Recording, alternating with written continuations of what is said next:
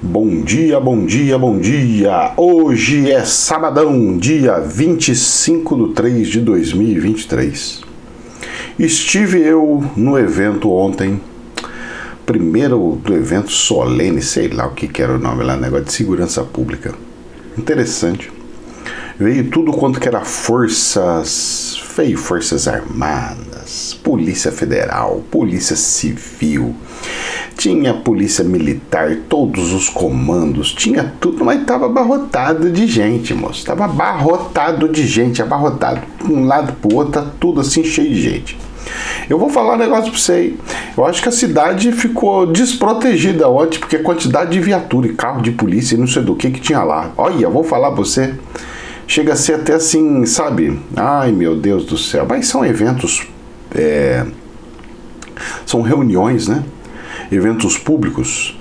E a função dos conselhos e tudo mais é de unificar essas forças. É um conhecer o outro, porque quando você precisar de apoio, ajuda, precisar fazer uma integração, precisar fazer um trabalho de um lado com o outro, você tem muito mais facilidade. A coisa flui de uma forma muito mais fácil. Então, esse é o intuito, né?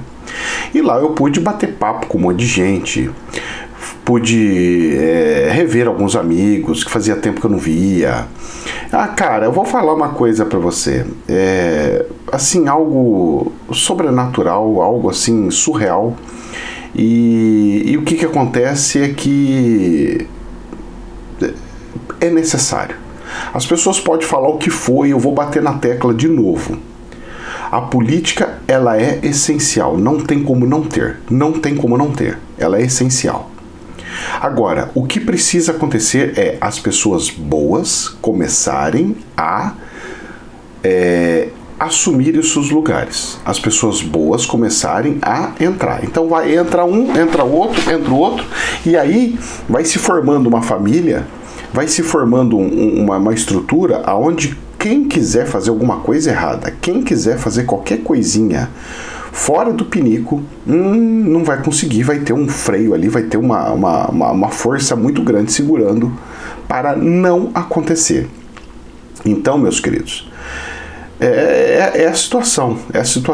Bom, dentre todas as coisas, pude bater papo com os membros do partido, com meu amigo de infância que tinha sido vereador na cidade, bati papo com ele. Nós vamos num evento nessa segunda-feira, se Deus abençoe, não acontecer nada de mal ou nada de errado. Vai ser um evento interessante também, lá em Atibaia, um negócio grande. Eu ainda não sei exatamente o que vai ser, mas eu sei que é um evento bem grande, um evento bem simbólico. E nós vamos conversando. E eu tô vendo para cá, vendo para lá, olhando para cá, olhando para lá, vendo situações, me colocando à disposição para ajudar no que for necessário. Batendo panela, porque eu vou falar pra você, eu tô passando uma situação com esse governo da esquerda aí, eu vou falar pra você, eu vou passar dificuldade braba, hein? Eita, nós, hein?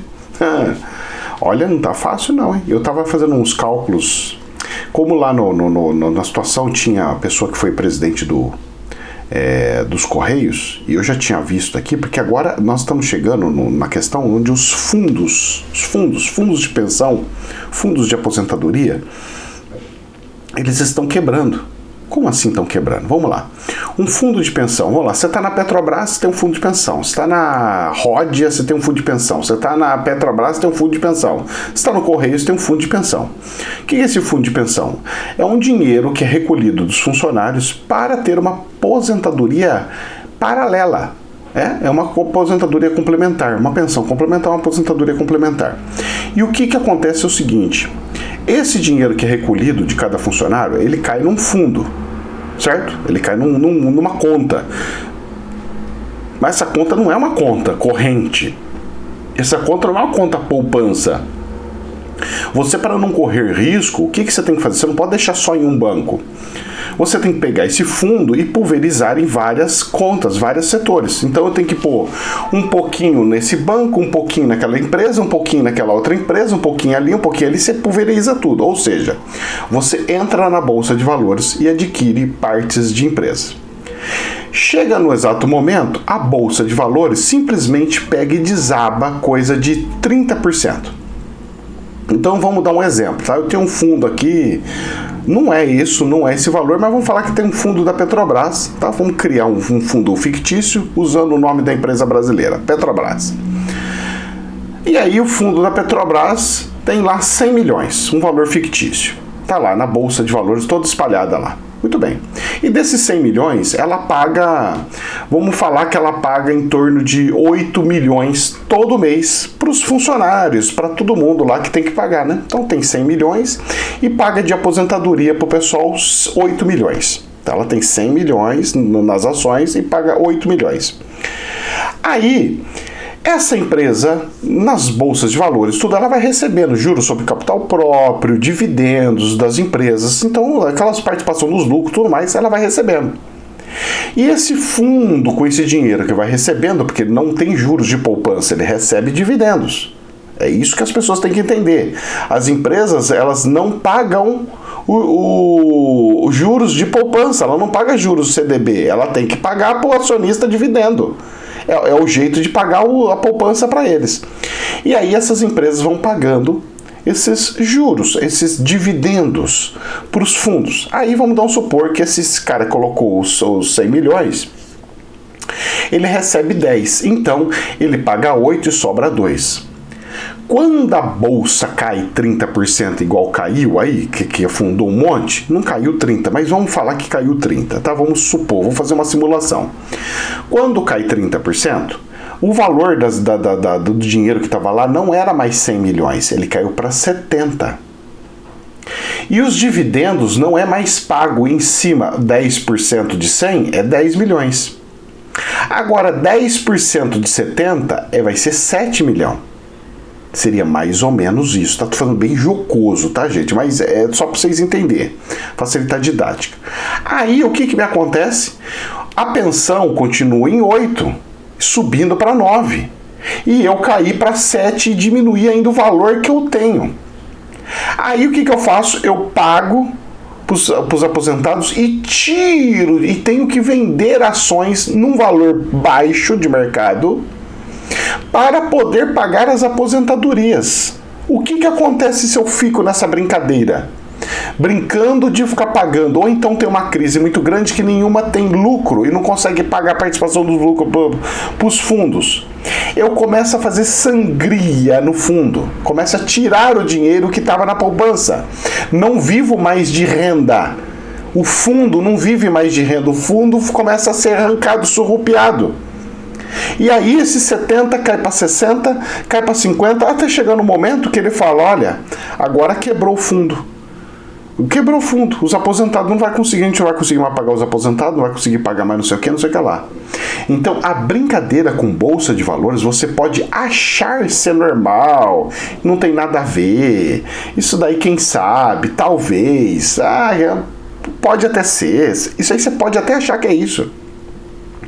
Você pode achar que é isso, mas não é isso. Não é isso. O buraco é infinitamente mais embaixo. O buraco é infinitamente mais embaixo. Porque quando você quebra uma bolsa de valores do jeito que está fazendo, diminuindo ela o valor do jeito que está, não acompanhando nem o valor da inflação, porque a bolsa de valores, ela sobe, mas ela sobe porque ela acompanha a inflação. Quando ela faz uma queda e a inflação está alta, ela começa a dar uma disparidade, uma desproporcionalidade fora do comum. Isso daí arruina tudo e qualquer coisa. Então, meus queridos, a questão não é só, os juros do governo, não é isso. O buraco é muito mais embaixo do que se imagina. Mas vamos ver as cenas do próximo capítulo, né? Afinal de contas, dizem eles que sabem o que fazem.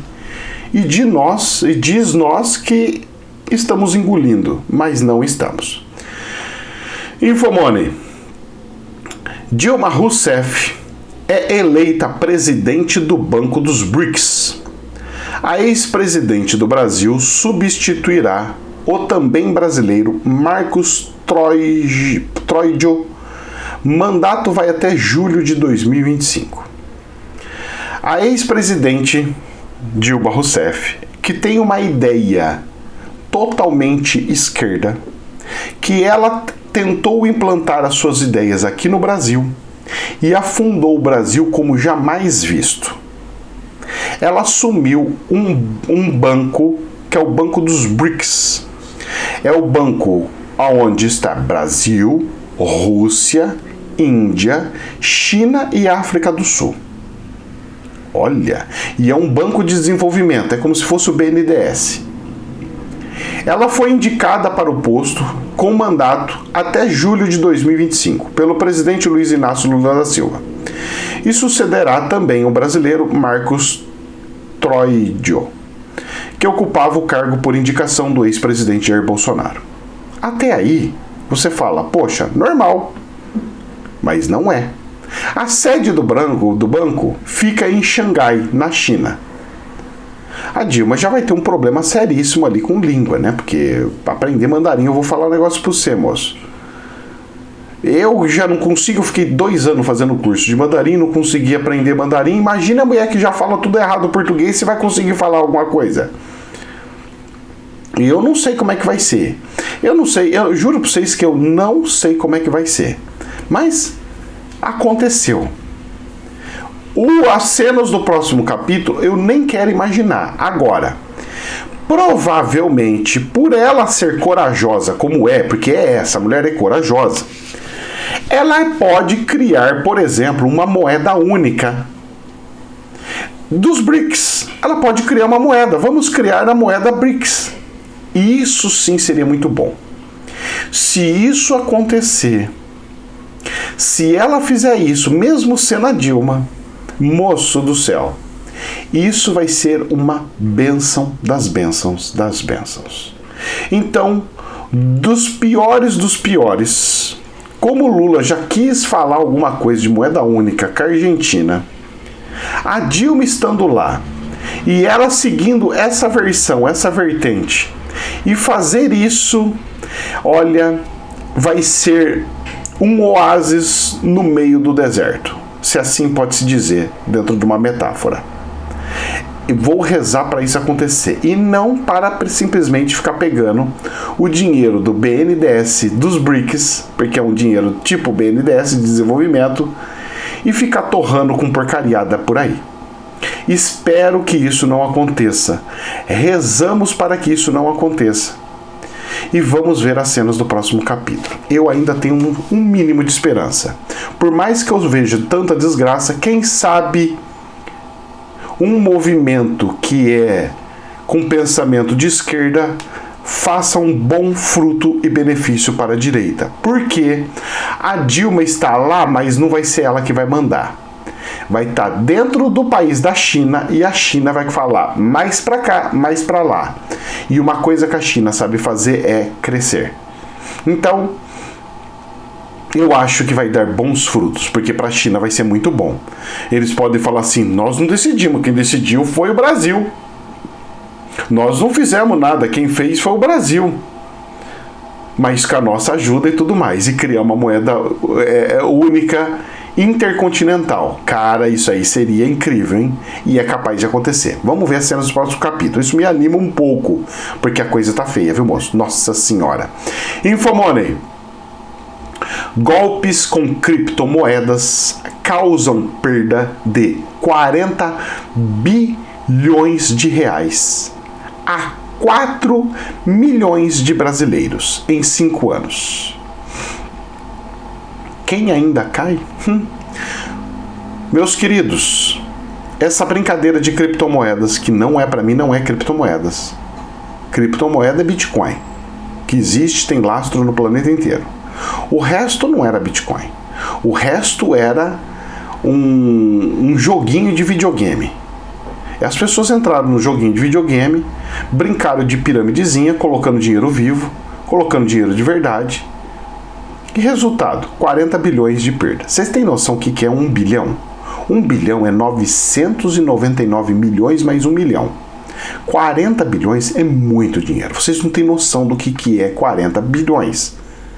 40 bilhões, gente, se você distribuir para a população do Brasil inteiro, dá um dinheiraço para todo mundo. 40 bi, olha, 220 milhões dá R$1 para cada um. 440 milhões dá R$2 para cada um. 400. Então vamos arredondar para 500, tá? R$2, 500. Agora vamos lá. Mais 2, 1 bi. Olha, dá 4. 4. Vezes 10, R$40. Vezes 10, R$40 por cabeça. Foi o que foi limpo. É como se o pessoal tivesse roubado R$40 de todo o ser vivo que está aqui no Brasil. Na minha casa são 3 pessoas, então seria 40 meu, 40 da minha esposa e 40 do meu filho. Nós estamos falando de 120 conto. Certo? 40, 80, 120. Na minha casa foi como se tivesse perdido R$120 para criptomoeda. E na casa dos pobres e tudo mais, porque eu estou fazendo a média geral.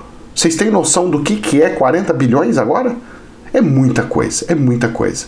E os golpes acontecendo. Agora a questão é o seguinte: será que esses golpes de criptomoeda não são uma preparação das pessoas para a moeda digital ou para as coisas que vão acontecer do reset, do grande reset?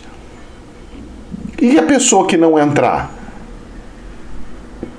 na nova moeda? É essa pessoa que vai perder ou é ao contrário? Como funciona isso? Pois é. O espiritual não faz nada sem dar os avisos. Esse é mais um aviso. Ah, e falando em aviso, é que não está aqui. Mas parece que tem um banco alemão agora que está dando sinais de dor de barriga também, de quebra. Pseudos quebras. Tem banco alemão da Alemanha que está com um pouco de dor de barriga. Ah, e se essa moda pega, moço?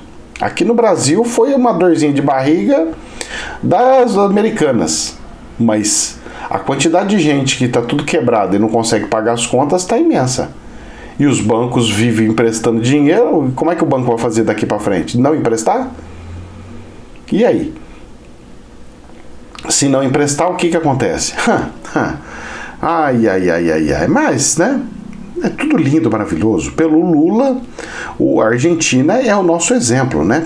Pelo que eu andei vendo em notícias do jornal, ele coloca a Argentina como uma referência. Tá aqui, ó, Infomoney.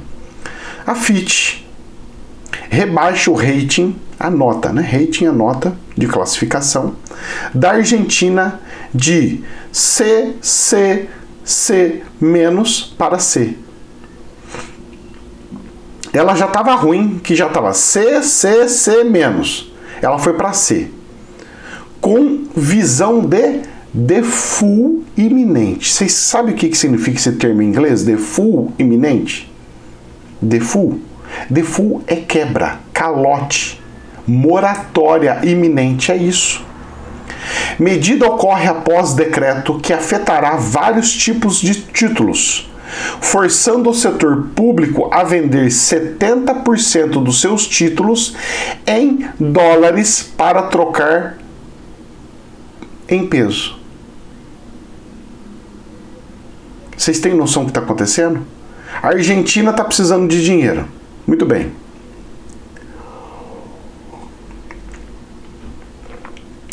Aí o pessoal está falando o seguinte, olha, eu até compro um título seu se o seu título tiver valor em dólar, porque em peso eu não quero. Ah, mas eu pago tanto de juros, eu não quero peso, eu não quero o seu título público de peso. Se eu for comprar, eu vou comprar em dólar. Só que quantos juros tem que dar em dólar para a Argentina para ela poder vender o título dela? Porque eu vou falar para você, o juro subiu nos Estados Unidos, tá valendo a pena comprar o título dos Estados Unidos. O que você prefere? Comprar um título em dólar dos Estados Unidos ou um título em dólar da Argentina? Com probabilidade de quebra. Você tem que fazer esse cálculo mental. Aí você vai chegar e vai falar o seguinte, e aí? Eu vou para lá ou vou para cá? Eu venho para cá ou vou para ali? Como é que eu faço? Pois é, que engraçado, não? E como é que faz? Não faz. Porque não consegue. Eu preciso de dinheiro, e não vai ter fim. E aí o que precisa fazer? Precisa cortar as despesas. Precisa cortar todas as coisas. Mas a gente já não tem dinheiro, a gente já está cortando tudo, já cortou tudo, vou cortar mais o quê? Pois é, tem que cortar as despesas. Quem mandou você pegar dinheiro emprestado? Quem mandou você gastar mais do que você recebe? Então a Argentina chegou num ponto onde ela não consegue dinheiro, ela não consegue fazer mais dívida, ela não consegue fazer mais nada. O que restou para a Argentina então? Aumentar imposto para chegar a 70%. Olha, tudo que você ganhar, tudo que você produzir, 70% é meu do governo, porque eu não vou ter como viver. Será que chega num ponto desse? Tá caminhando para tal, porque o que vai fazer? Ah, não, você quer saber de uma coisa? Vou fazer moratória, não vou pagar mais nada para ninguém. Tudo bem. Você consegue viver sem dinheiro? É igual assim, chega o Brasil. O Brasil não está com rombo. Só esse ano está previsto um rombo de 120 bilhões de reais. Só nesse ano, no Brasil.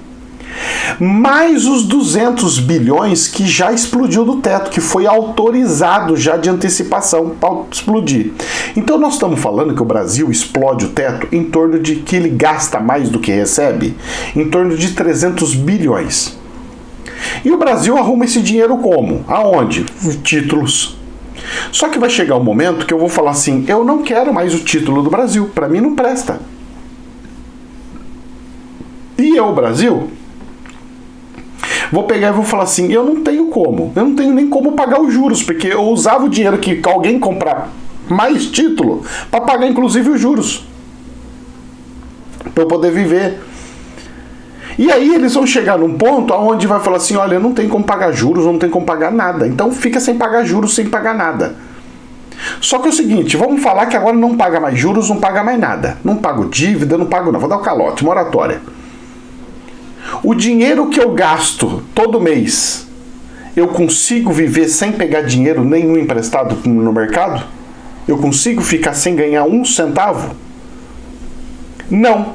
E aí, quando alguém faz uma moratória, como eu estou falando, que pode acontecer, não estou falando que vai, mas a probabilidade é muito alta do planeta inteiro começar a dar cascata de moratória, o que acontece? É o seguinte, o país deu moratória, toda a bolsa de valores afunda. Quando as bolsas de valores afundam, todos os fundos de pensão morrem. Todos, então fica um monte de gente sem aposentadoria.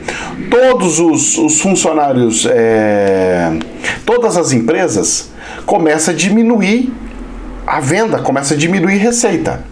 O governo vai querer aumentar mais e mais impostos. As empresas começam a ir embora, sair, vai embora, fecha as portas e vai embora. Começa a ter mais gente desempregada, mais tudo em caos, começa a criar aquele caos total. As empresas começam a sair. Saindo as empresas, diminui os impostos, porque quem sustenta o governo é imposto. E quem paga mais imposto não é você no seu IPTU, não é você no seu imposto de renda, são as empresas. Aí as empresas começam a sair, começam a afundar, começam a sair, o governo aumenta o imposto e diminui a receita. Não consegue, ele começa a aumentar o imposto e diminuir o dinheiro que está recebendo. Ele fala, como é que faz? Porque o certo é você diminuir o imposto para ter mais empresas e mais gente pagando. E aí aquele volume aumenta. Ou seja, se você manter o que está horroroso e quebrado, você consegue ir vivendo e empurrando com a barriga. Se você pegar e falar, não, eu vou resolver isso agora, vou dar uma moratória, vou dar o grito da independência aqui, vou dar o calote em todo mundo, meu querido, desculpa, mas você se autodestrói. Porque a economia tem isso. Ela te amarra de tal forma que se você der um passo para um lado ou dar um passo para o outro, você afunda inteiro. Essa é a questão da coisa. Essa que é o problema sério. Nem mais nem menos. A realidade é essa. Tá aí. A Argentina se afundando um pouquinho mais. Vocês vão ver para quanto que vai a inflação lá. Folha de São Paulo. Haddad diz que a área técnica já fechou desenho da nova regra fiscal. Pera lá. Você então não tem um projeto de regra fiscal. Você não tem um projeto de arcabouço. Você tem um esboço do arcabouço. Você tem um desenho do arcabouço. Você não tem o projeto. Cara, isso é gravíssimo. Ele anunciou que tinha um projeto de arcabouço. E ele não tem o projeto, ele tem um desenho. Desenho, moço, é esboço. Esboço é só uma ideia. É tipo assim, olha, vamos fazer tal coisa, vamos. Mas põe no papel. Ah, não, a gente fez uns rabiscos aqui, é isso aqui. Não! O mercado precisa de projeto. Começo, meio e fim. Números, é tanto de dinheiro, tantos de porcento, é tantos não sei o que, baseado no sei o que. É um estudo de doutorado, é um projeto, gente. Projeto não se faz assim.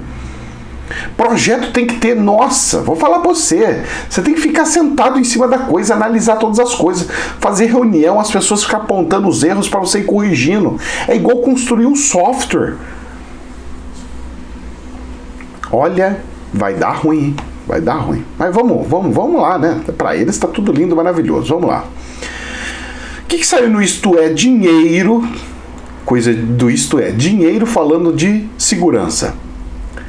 PCC, crime organizado, acessou câmeras do governo de São Paulo para monitorar viatura da Polícia Civil.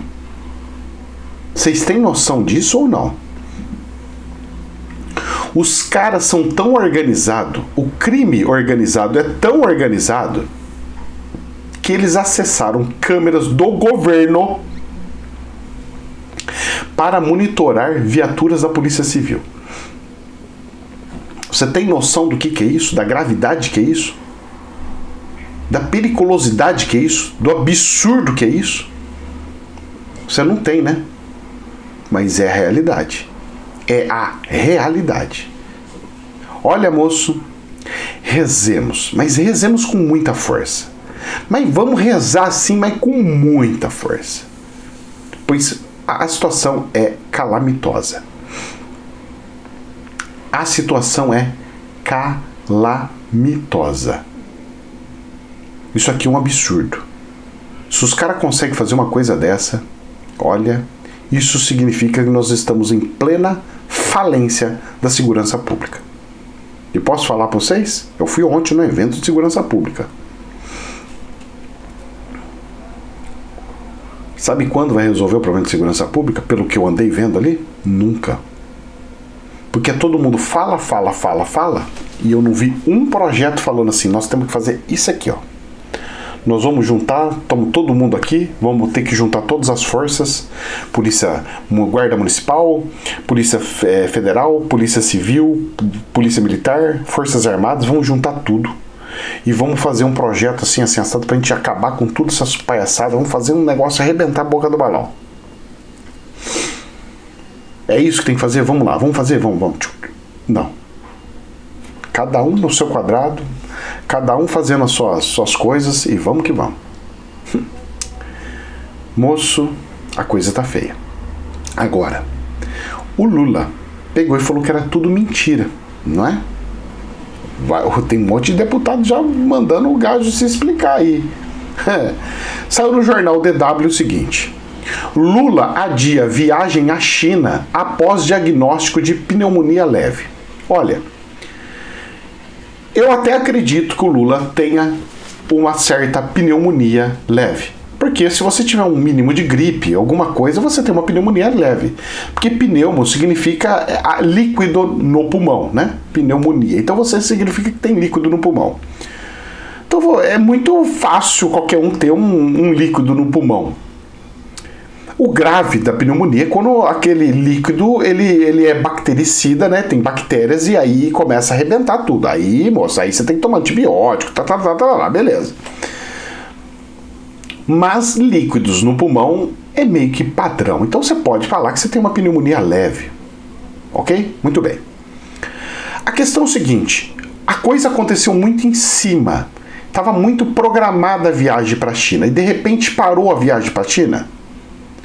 Será que isso foi o que ele chamou de uma mentira? Ele estava falando dele mesmo? projetando o que ele ia fazer, porque o cérebro humano tem dessas coisas, a gente tem que ficar esperto. Porque as pessoas falam do outro o que na verdade está falando de si. Isso é, para quem estuda cérebro, sabe muito bem disso.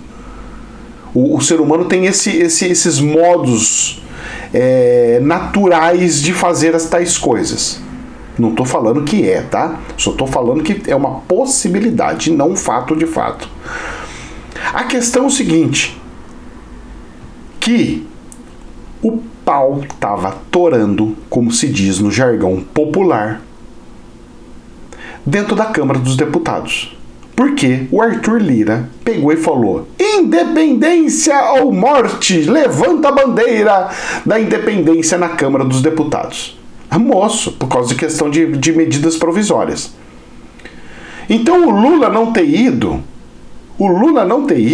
que ele precisava ir para a China. A Dilma tá indo lá para assumir o Banco Central, o Banco Mundial, o Banco dos BRICS lá e tudo mais. Ele precisa ir, e ele vai. Só que antes de ele ir, ele teve que ficar aqui para apagar o fogo. Para mim, isso aqui é uma dedução e não uma verdade absoluta.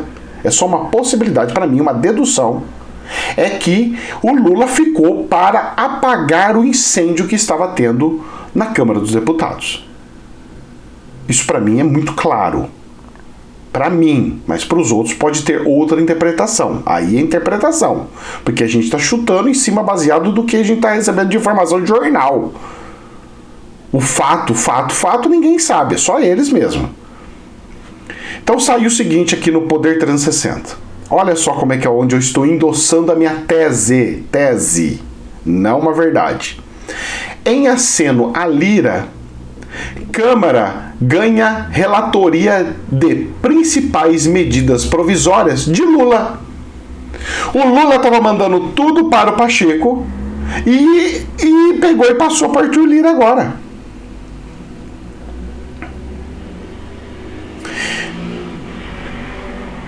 A decisão articulada pelo governo federal com o presidente do Senado e do Congresso Nacional dará à Câmara o poder sobre os textos da reorganização dos ministérios,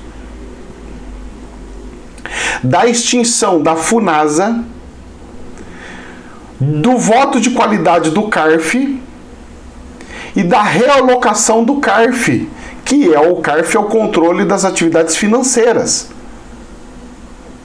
que é o Conselho Administrativo de Recursos Fiscais, que é o CARF e o COAF. Ou seja, a Câmara dos Deputados chegou, filho, não. Nós fazemos parte do governo e nós que vamos controlar as coisas aqui. Essa parte. Ou seja, o governo do Lula teve que ficar de joelhos diante do Congresso. E o Arthur Lira ficou feliz. Até quando? Porque esse pessoal não tem limite. Ele faz isso, falou, ganhamos. Aí vai aparecer mais um monte e vai falar, também quero isso. A fome é insaciável. A sede deles é insaciável. Não vai ter limite. E nisso, o Padilha se levantou e saiu no jornal Poder 360. Abre aspas. Tentam fabricar crise onde não existe. Fecha aspas. Diz Padilha sobre medidas provisórias, MPs. O Ministério das Relações Institucionais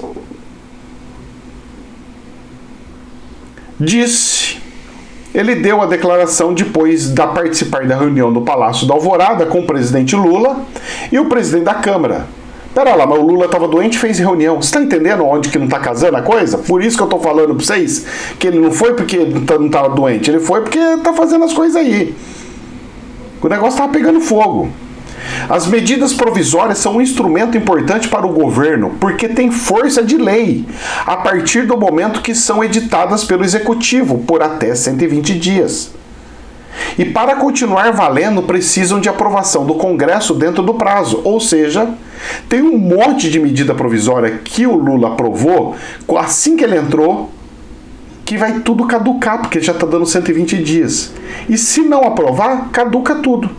Então, tipo assim, o Lula chegou e falou assim, tá proibido as questões das armas e não sei o quê. Aí o pessoal do Congresso, tá. A hora que deu 120 dias, essa medida provisória já caducou. Perdeu. Agora volta tudo como é que era do jeito do Bolsonaro. E todas as medidas que ele fez, que era trocando do governo Bolsonaro, cai tudo por terra. Tudo por terra. Todas. Moço, o buraco é muito mais embaixo do que eles pensam. A gravidade era gigantesca, por isso que o Lula não foi. Desculpa, mas essa é a minha teoria. É muito óbvio pra mim que tô no meio da política. Isso aqui pra mim é óbvio. Mas pode não ser, né? Ok?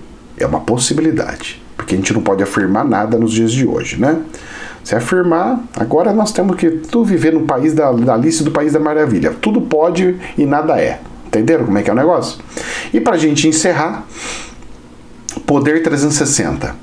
Lira desafia ato de Pacheco sobre medidas provisórias e pede sessão do Congresso.